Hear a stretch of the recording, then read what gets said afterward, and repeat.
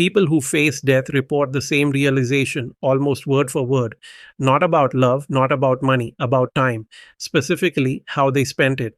And the terrifying part isn't that they ran out of time, it's that they had enough. They just couldn't see it until the end.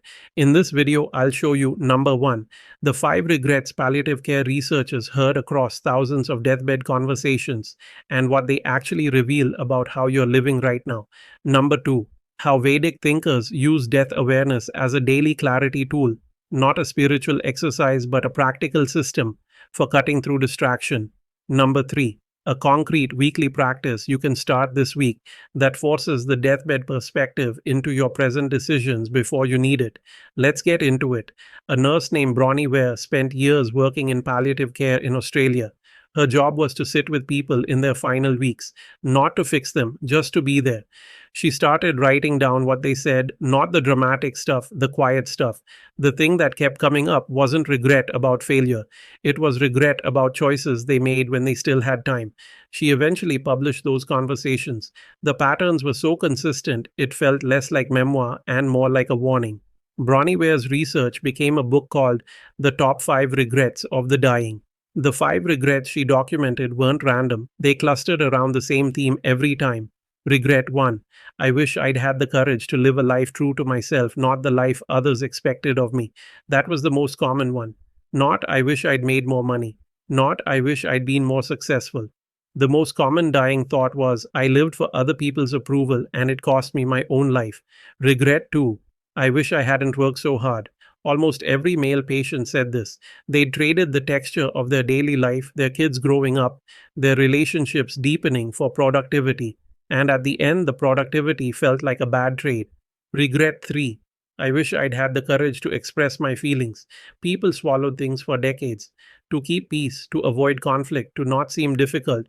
And those swallowed things calcified into distance from the people they loved most. Regret 4. I wish I'd stayed in touch with my friends.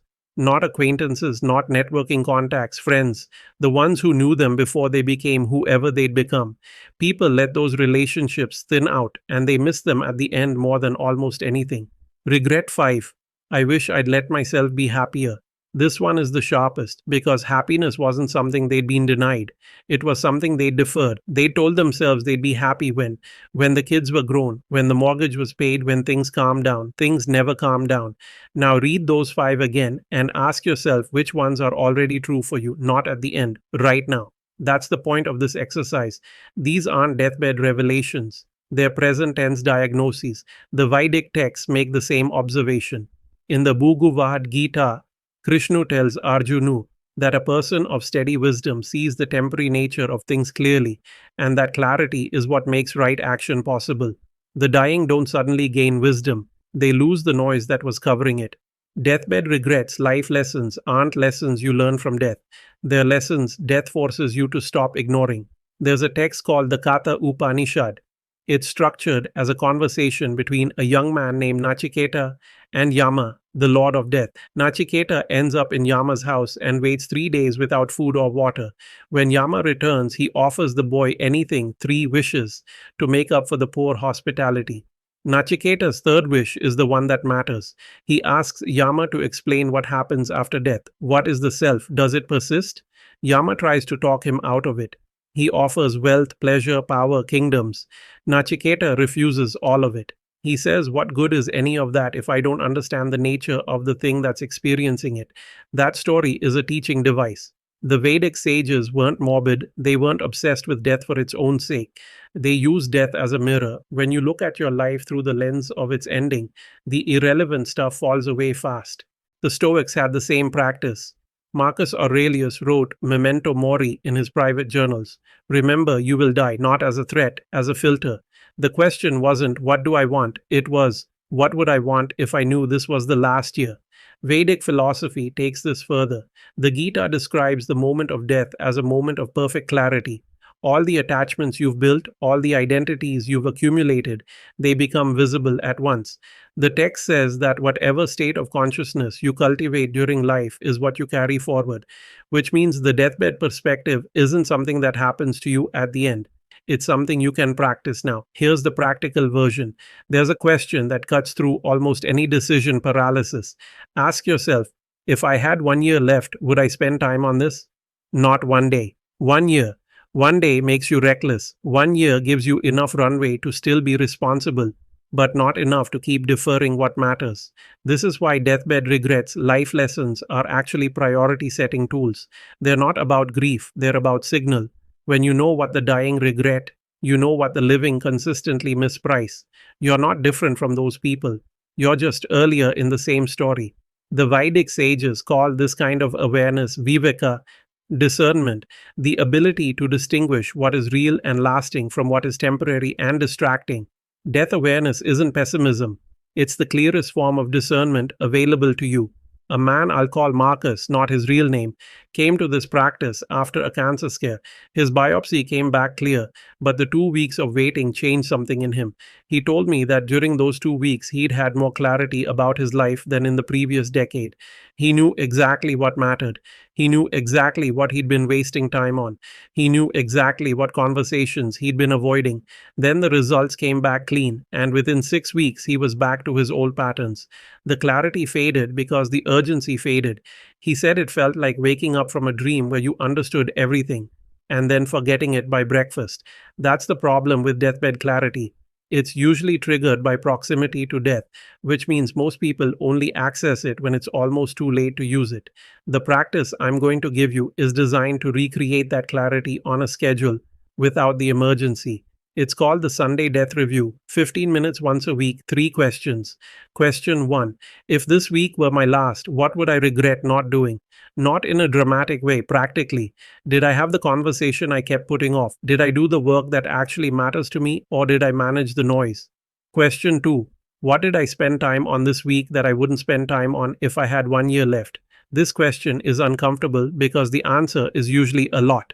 The inbox management, the social media, the low stakes meetings that could have been emails. This isn't about guilt, it's about recalibrating. Question 3. What am I still deferring that I keep telling myself I'll get to? The creative project, the difficult conversation, the health habit, the relationship repair. Whatever is on your perpetual someday list, name it. Write it down. Then ask why it's still there. The Vedic texts describe this kind of self-examination as svadhyaya, self-study. It's one of the core disciplines in the Yoga Sutras, not meditation in the sitting still sense, active inquiry into your own patterns. The idea is that you can't change what you haven't seen clearly. The Sunday Death Review works because it borrows the deathbed perspective without the deathbed. It gives you the clarity Marcus had during his 2 weeks of waiting, but on a schedule you control. Deathbed regrets, life lessons become weekly course corrections instead of final realizations. One important note: this practice only works if you're honest. The temptation is to answer these questions in a way that makes you feel good about your week. Resist that. The dying don't have the luxury of self-deception. You do, which is exactly why you have to choose not to use it. Start this Sunday. Set a timer for 15 minutes, 3 questions. Write the answers down. Don't analyze them too much the first time. Just see what comes up. The clarity that Bronnie Ware's patients found at the end of their lives is available to you right now. The only difference is that you have time to do something with it. That 15-minute practice is where most people start, and it works, but there's a gap between seeing clearly and actually changing the patterns underneath. If you've done exercises like this before, the reflection, the journaling, the honest inventory, and you still find yourself back in the same loops a few weeks later, that's not a discipline problem. That's a structural problem. Something in how your days are built keeps pulling you back. And that's exactly what I work through with people on a free one-on-one call. It's 15 to 30 minutes, no pitch, completely personal to your situation. We look at where the gap is between what you said matters and how you're actually spending your time. You walk away with a specific next step, not general advice, something concrete for your life. Even if we never work together beyond that call, you leave with a plan. The link to book is in the description at dailymindreset.com/consultation. If this kind of thinking is useful to you, subscribe, because this is what we do here every week.